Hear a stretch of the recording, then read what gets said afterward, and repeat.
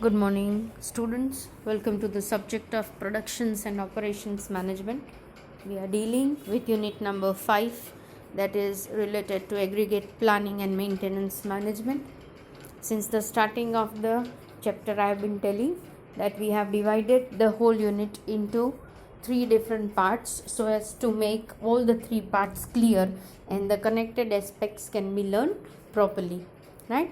As you all know, it has been divided into aggregate planning as the first part.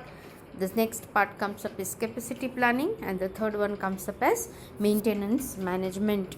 In the previous lecture, we have dealt with the different aspects of aggregate planning. We have even seen the approaches, that is top down approach and bottom up approaches, and we have checked out with different methods.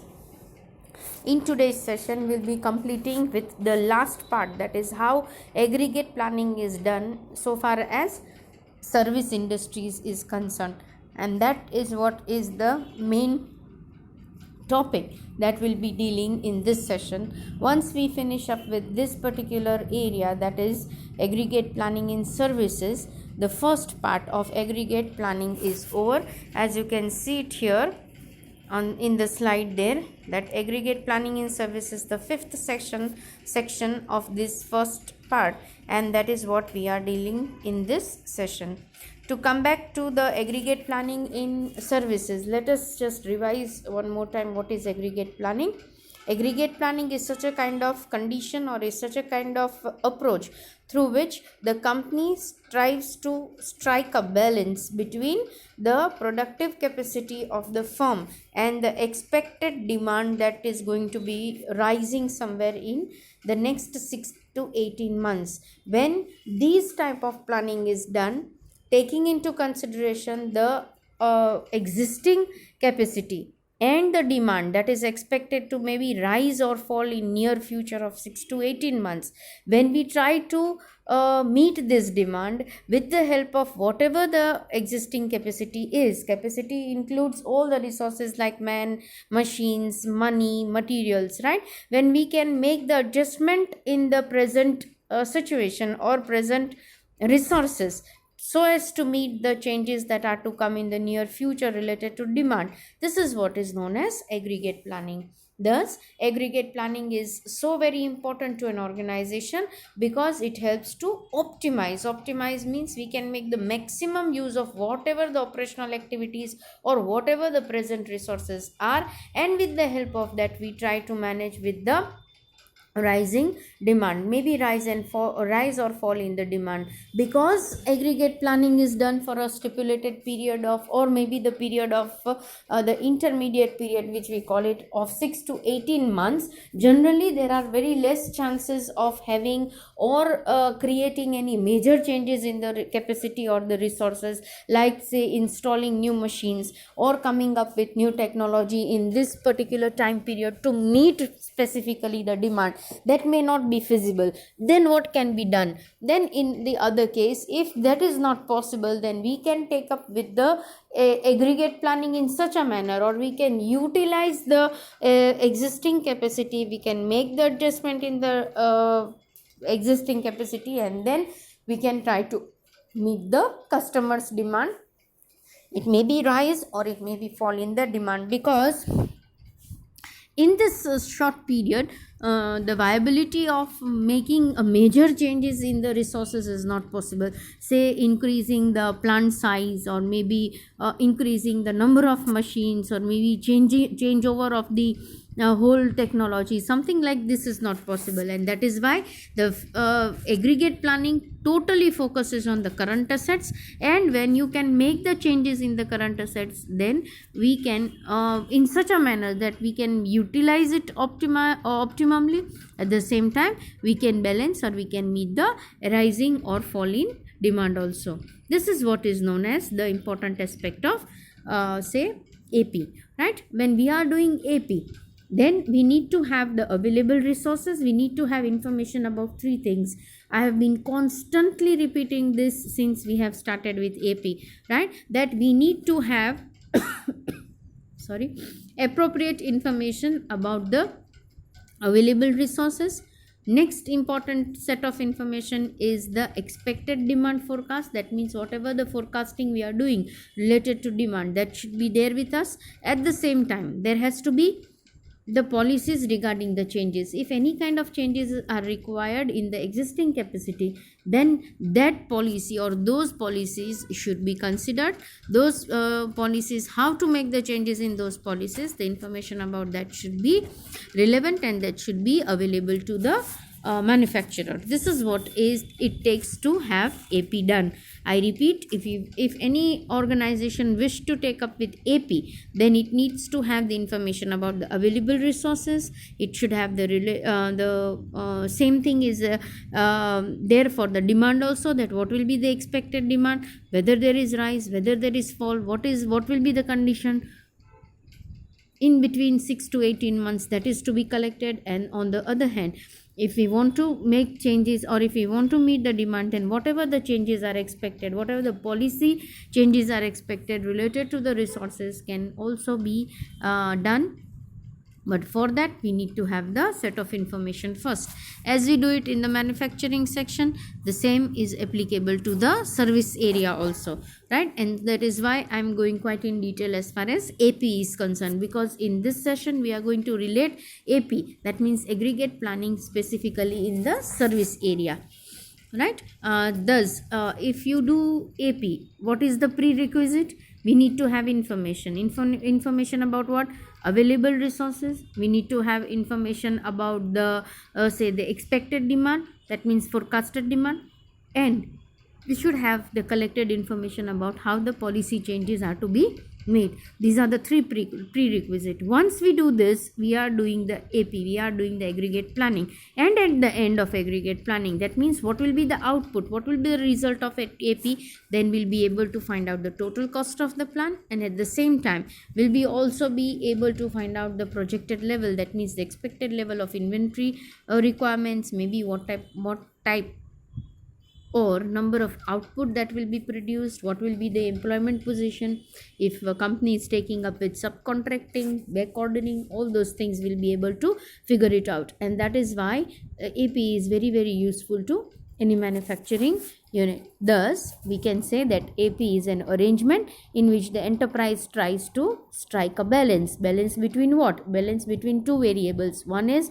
on the other hand, one is the inputs, that means whatever the existing capacity or the present capacity of the firm may be, and on the other hand what will be the future aggregate demand.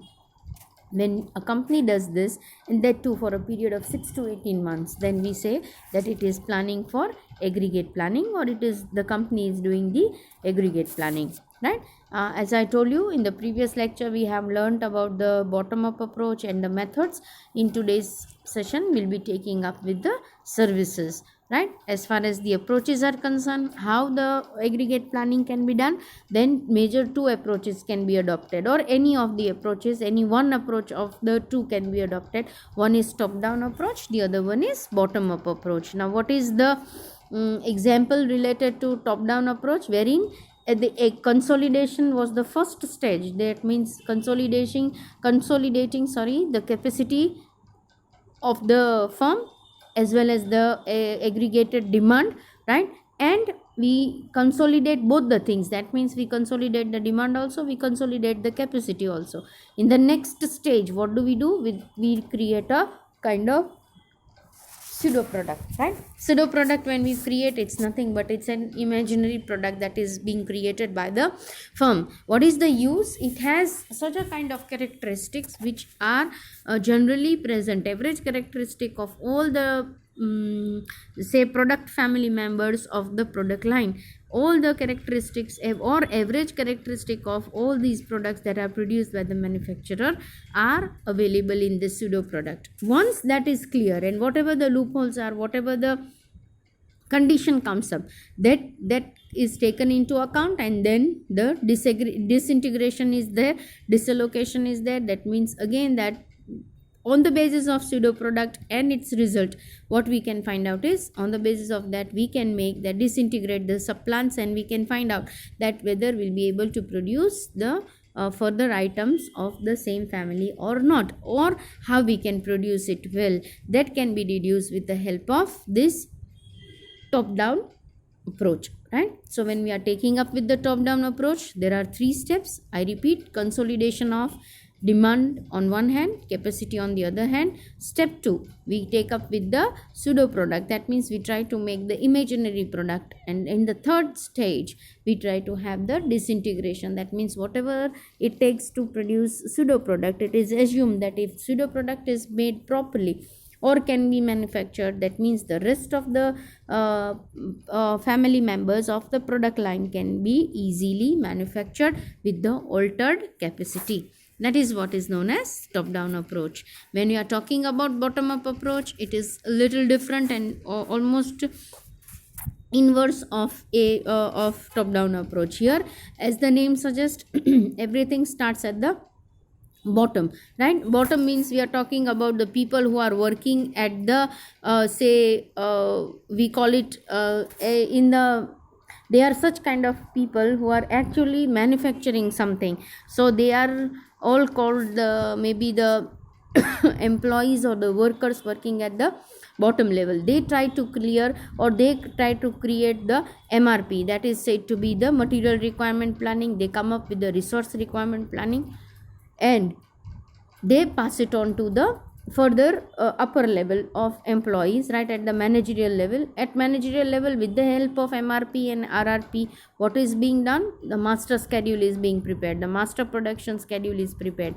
Once MPS is done, and then at the top level, then whatever happens is the key decision is taken up related to what kind of capacity requirements are already existing and what type of requirement will be there, keeping in mind the cost effective method, right? Once this approach is done, it is said to be bottom up approach.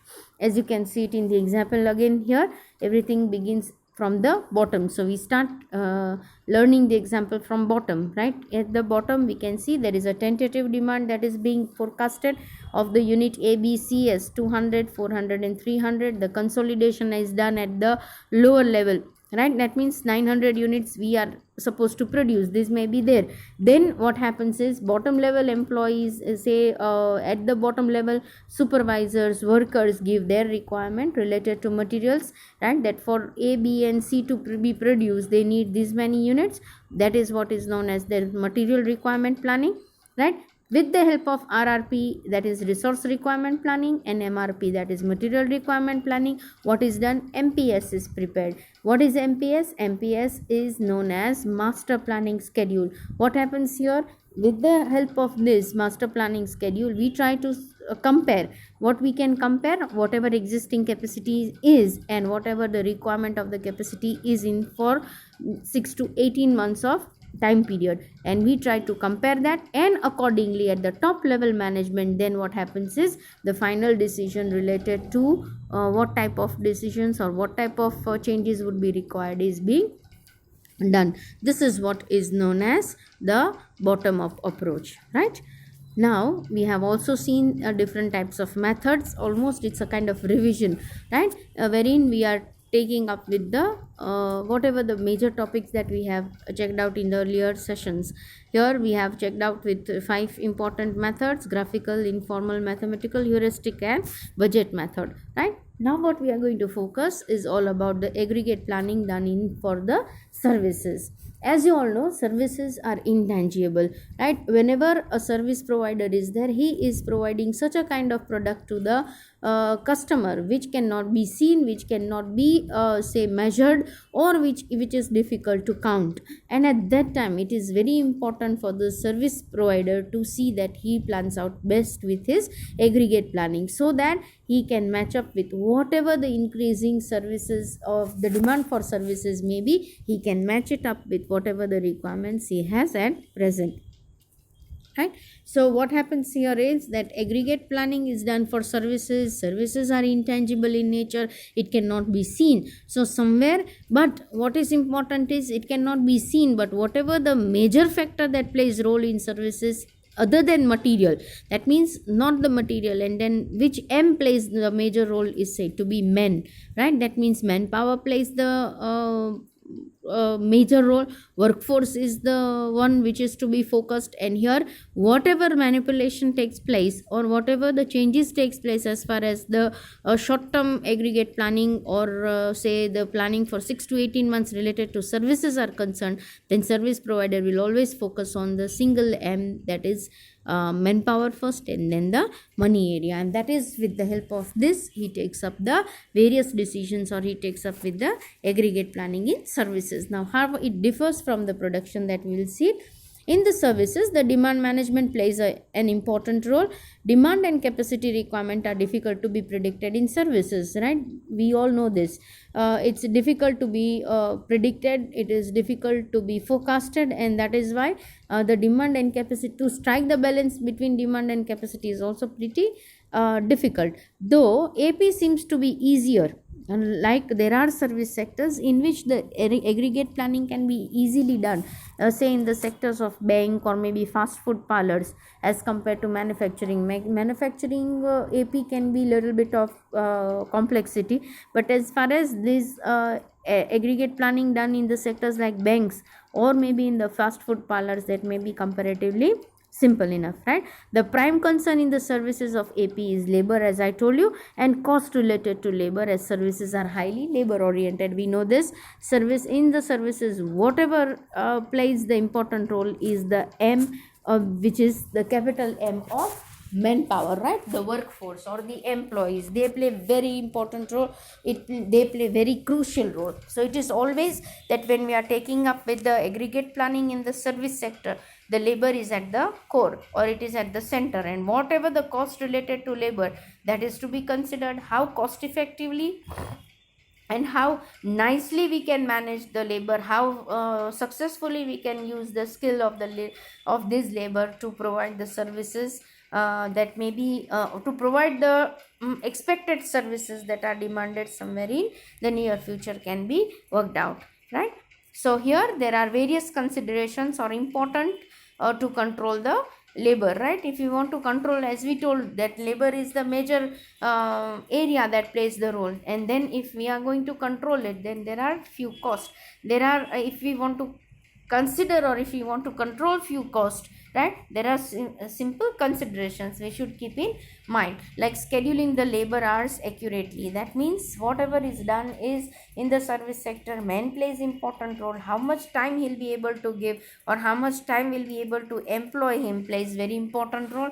Those working hours should be accurately managed so as to meet the response of the or so as to respond to the demand, right? Next comes up is flexibility to hire or lay off the labor resources to meet the unexpected demand. Naturally, there should be enough flexibility in the service area or in the service sector to see that wherever required we can hire more number of people, and wherever we feel that yes, it is increasing the cost burden, then they can be laid off, or they can be relieved from the job. Such kind of labor flexibility, or this kind of flexibility is expected.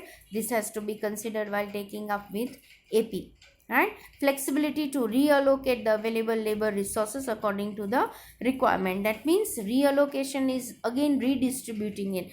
The best example is, suppose if you have visited the bank, then in the peak hours you must have seen that there may be a big queue at the cashier's line. Then at that point of time, there may be people from the loan department who may not be very actively performing anything right now at the peak hours. They may be say shifted to help the cashier out there to complete with the other formalities. So such kind of reallocation, this is a simple example. Such kind of flexibility should be there so that the labor can be reallocated according to the requirement. These are all considerations. They should be kept in mind as far as service provider is concerned while making the AP.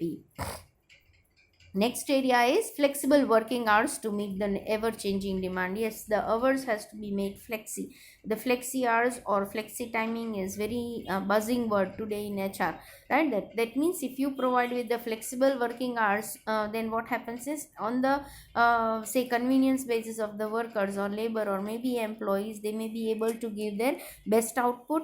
On the other hand, if there is changing demand, say suppose if demand rises of some kind of services, say in the vacation days or during the vacation period, right?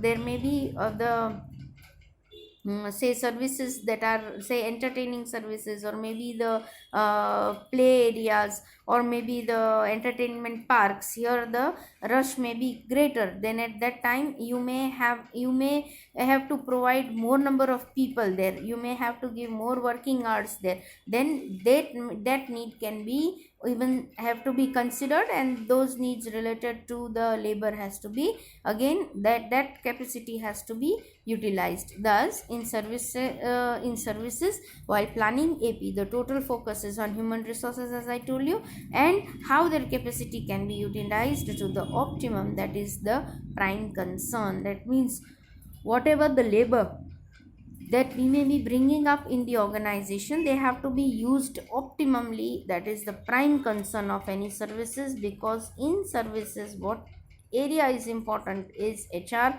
because HR are the people, or the employees are the people who are directly related or who are directly connected with the say the customers, and maybe the clients or the customers, depending upon the type of services. And again, the services highly vary from each other, they are very different from each other. A hair cutting salon may not be compared to hospitals, and hospitals cannot be compared to say any hotels, right?